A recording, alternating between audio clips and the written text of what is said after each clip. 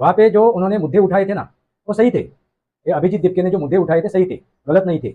मैं भी उसका समर्थन करता हूँ। धर्मेंद्र प्रधान यानी शिक्षण मंत्री का जो राजीनामा, उनका जो इस्तीफा मांगा था वो भी गलत नहीं था, चलो मान लेते हैं वो सही था, मगर उनके उद्देश्य और उद्दिष्ट क्या है वो पहले समझने की कोशिश कीजिए। डीप स्टेट, पाताल यंत्री, वो किसी भी देश का नहीं होता है। देशवासियों के ऊपर, भारत माँ के ऊपर वो फिर एक बार सत्ता प्रस्थापित करना चाहते हैं। जैसा झारखंड में वो युवाओं ने, वो किशोरों ने किया था, बालाओं ने किया था। वहाँ पे जो बालक थे, किशोर थे, युवा थे, इसलिए उन्होंने मर्यादा में रह के अपनी बात। मित्रों, अपने देश में लोकतंत्र है, लोकशाही है, तो हम लोग चुनाव किस मार्ग से करेंगे? लोकतंत्र के मार्ग से करेंगे, ना कि डीप स्टेट के सोच से करेंगे, ना कि ये दिल चट्टों के सोच से करेंगे। चुनाव करते वक्त हम लोग क्या करेंगे? परखेंगे, निरखेंगे, जानेंगे, पहचानेंगे, और बाद में हम लोग चुनाव करेंगे। कौन सही है, कौन गलत है, कौन राष्ट्रभक्त है, कौन कौन राष्ट्रद्रोही है। अभी आपका चुनाव है, यही है वास्तव।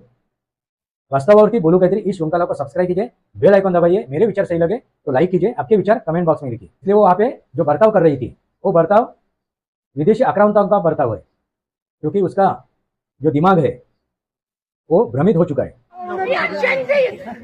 We are not tolerant this nonsense.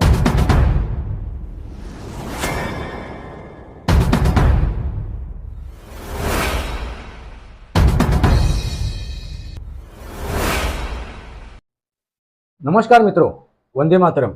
वास्तवावर बोलू काहीतरी इस श्रृंखला में फिर एक बार आपका स्वागत है।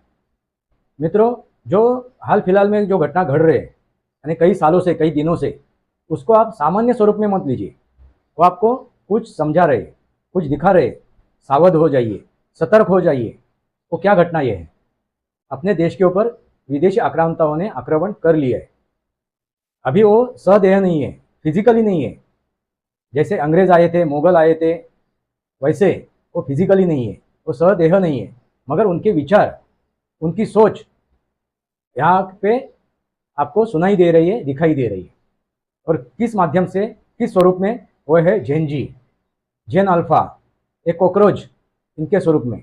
जो आंदोलन हुआ था ना जंतर मंतर पे, उनको भी आप जरा सही ढंग से एनालिसिस कीजिए, समझने की कोशिश कीजिए। वहाँ पे जो उन्होंने मुद्दे उठाए थे ना, वो सही थे। ये अभिजीत दीपके ने जो मुद्दे उठाए थे सही थे, गलत नहीं थे।